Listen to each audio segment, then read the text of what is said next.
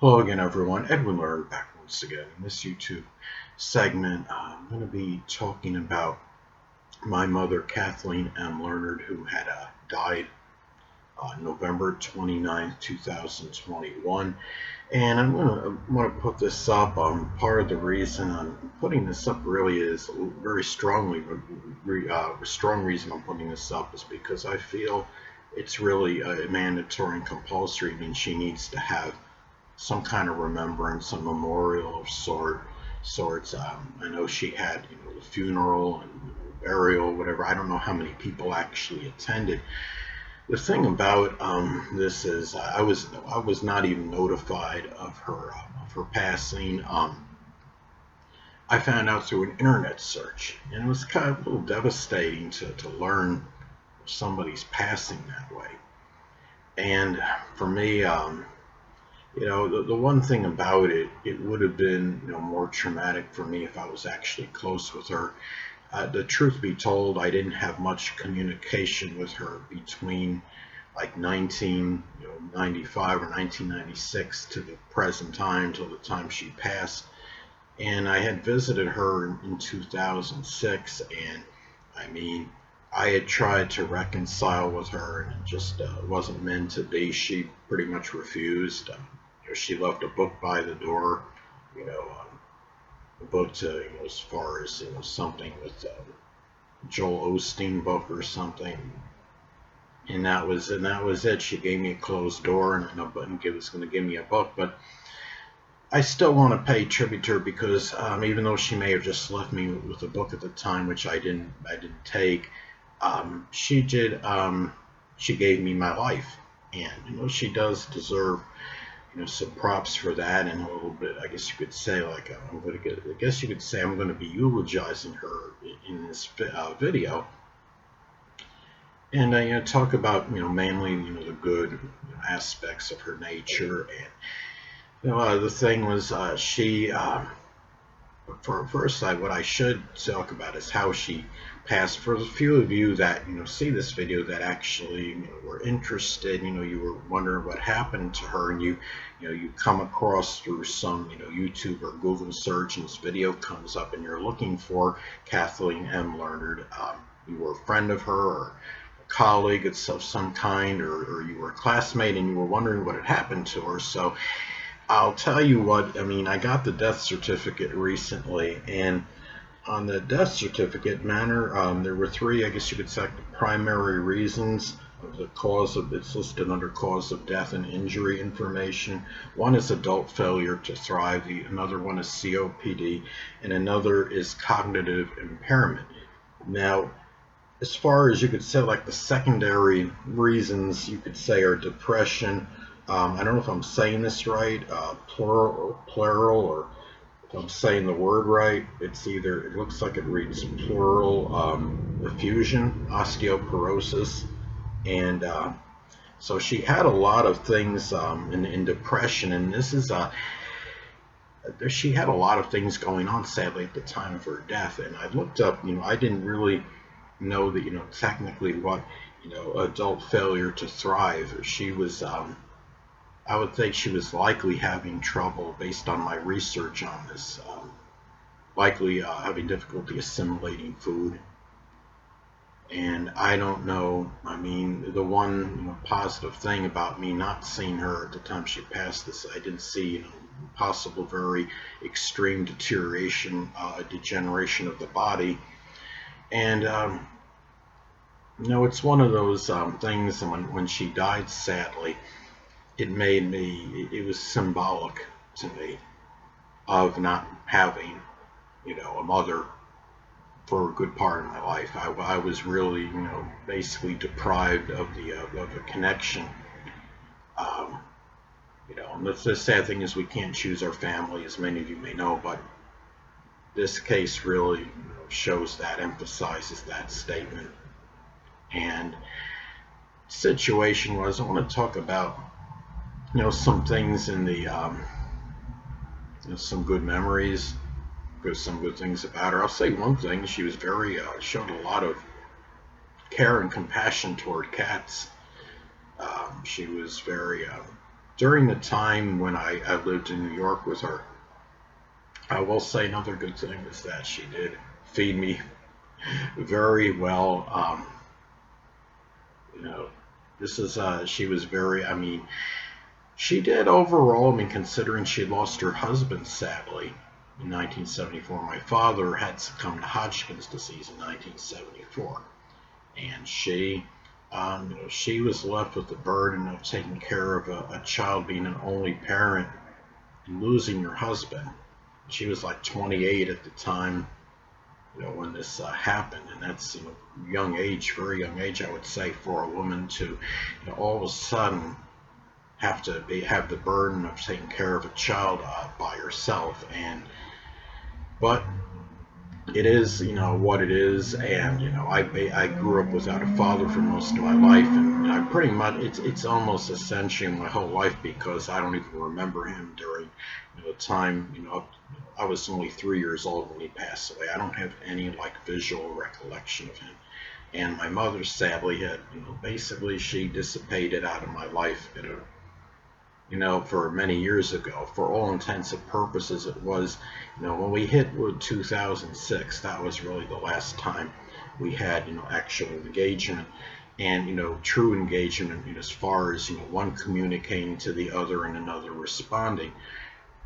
Truth be told, I mean, the situation, obviously, with my mother and I was not good, and it was something where I guess it became irreconcilable differences again. Even though I attempted to reach out to her and reconcile it, it was to no avail.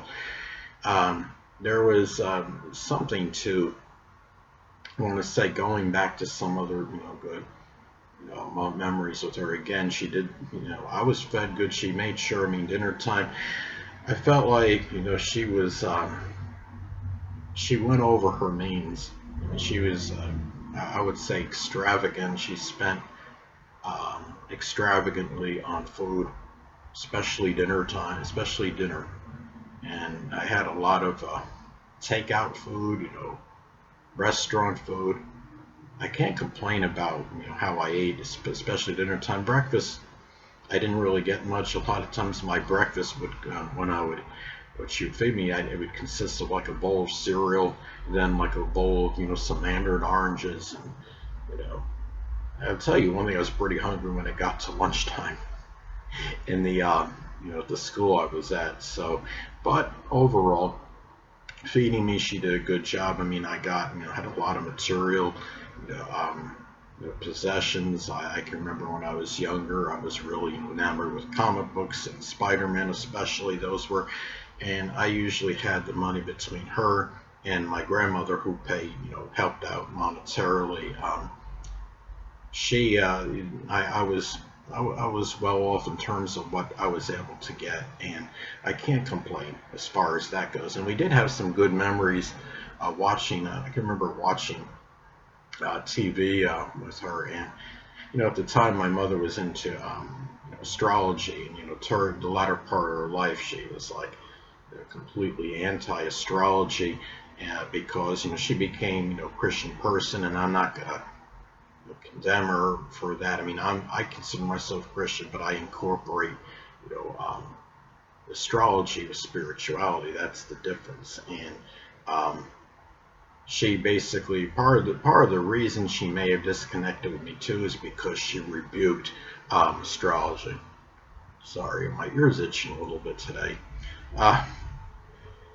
The thing is, but I can remember when we were watching TV, mid to late more mid 80s, a little bit of the late 1980s.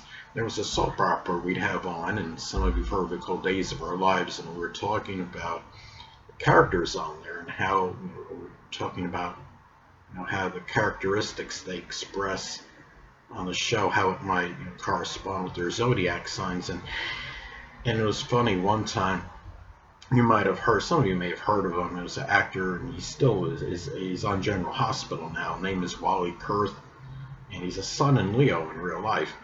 And he was there was a situation where he was arguing, I guess it was his girlfriend Adrian at the time, on the show's name was, the girl's name on the show was Adrian. That was the character name, and he was arguing with her, and my mom said something like she'd go inflexible, meaning, because we were talking about, Leo, the zodiac sign Leo being inflexible, and Wally Kurth is a Leo, Sun in Leo in real life, and he just kept arguing with the girl on there, and we thought it was funny. And some of you, have seen me on my YouTube astrology channel, and I've stated a number of times that I do believe, actors and actresses, they're subconsciously, not consciously, I should say, they're consciously, if not subconsciously, drawn to roles that correspond with their astrological energies. Hold on a moment, people.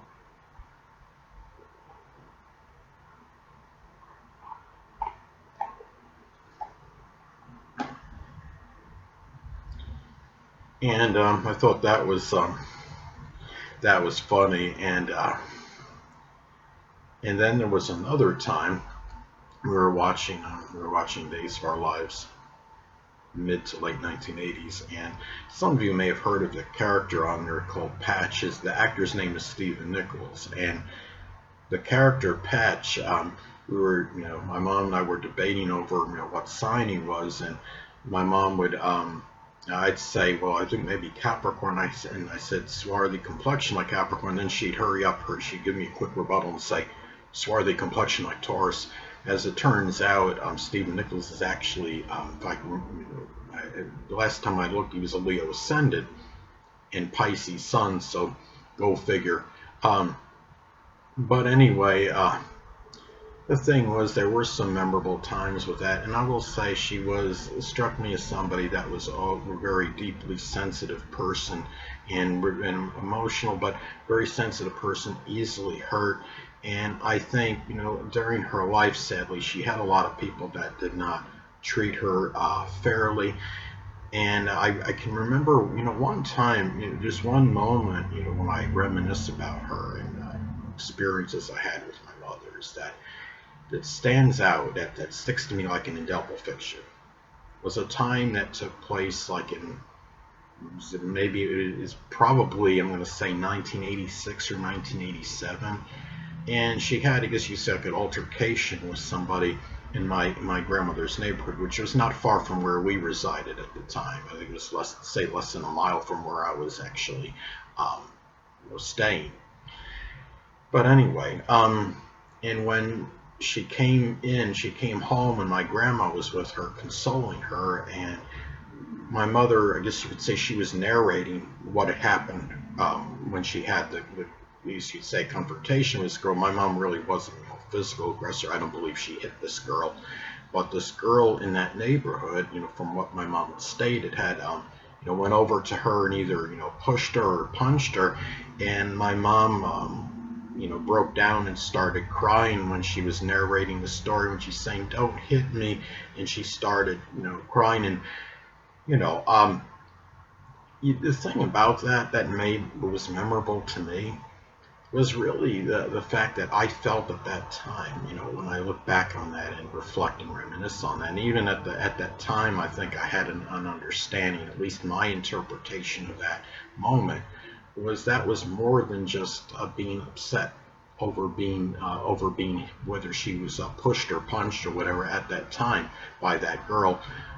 It was a culmination of events, I felt, that led up to that moment. I think some of you, I'm sure a lot of you have heard the expression, the straw that broke the camel's back. I think what it was is, at that time, I think it had just a lot of the upsetment she experienced in that moment had to do with her life, her stature in life, and where she was in life in general. And I think what happened was, when she got hit by this girl, I think that was, again, it was kind of like it reached a culmination, breaking point, where she, because of that and other upsetting things that she had to deal with in recent time, it culminated in her unleashing those emotions at that time. And I think she just had about all she can take. And it was just a situation with her the thing was, It was just her general, whether it's, the lack of financial stability maybe, or whatever, else was going on in her life at that time. And the thing was, I will say, she was a very, during that time anyway, I mean, the latter part of her life, I don't really know, because I didn't really, I didn't know her that well between like 1996 maybe, or late 1995 maybe, up until the time she passed away in 2021.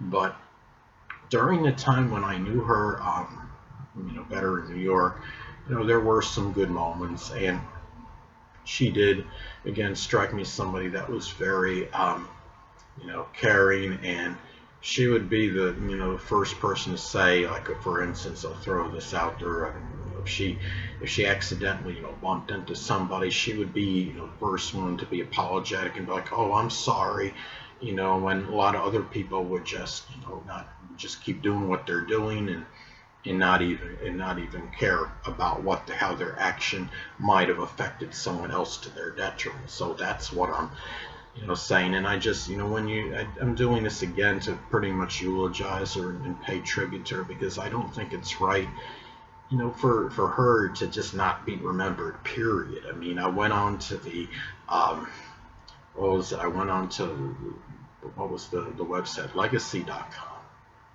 and I didn't see anybody. I still got to put something in the guest book. I should be able to do that. I got to try that in the near future and put something to remember her on there, because I didn't see any other guest signatures on there. So I'm going to try to be like a trendsetter, I guess, and put something on there. Maybe it'll inspire some other people to do so. But the thing about it is, I've lived without family for a good part of my life, and now pretty much everybody is either deceased, literally or figuratively, in my life. And I've had to just get used to it. I know, because me becoming emotionally overwrought over it or what have you, it's not going to change anything. Life is very cruel and unfair, and I have to just kind of deal with the cards that are dealt now. And like I stated before, we can't overemphasize that we can't choose our family, and there's things in life. I mean, there's some people that have to deal with family members that have a mental illness. I mean, some of you may know out there, it's like 1 in 4 people have a diagnosable mental illness. If you put 4 family members in a room, it doesn't guarantee that one has a mental illness, but there's a good chance one does anyway. If you put 10 family members in the room, it's an excellent chance that at least one does. So people, and there's also people that just have difficult personalities.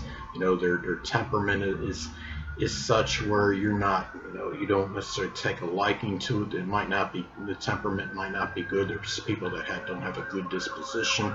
They got their idiosyncrasies, or somebody's got a combative nature or argumentative nature, or some people that got bad tempers, that have an acrimonious streak. Those things, I mean, what can you really do about them? And that's why we hear about a lot of families that just are torn apart, and that's really the sad reality. And you know and sometimes, and the thing is, if I don't ever start creating my own family, I'm going to be dying for all intents and purposes alone. But anyway, this is about my mother anyway. But the point is, sadly, when she passed away, and when I confirmed this on the internet, this was just a really reminder of my own family is basically, essentially, it's dead, whether it's literal or figurative. And the one thing I wanted to add was kind of odd, going a little elaborating more, expounding on how I learned about her death, was the simple fact. I mean, when I did the initial, I guess it was like the Google search, I didn't see anything that stood out when I looked down the list, right, on the Google results list. But when I went, something, I'm going to sound like one of the narrator on a Forensic Files.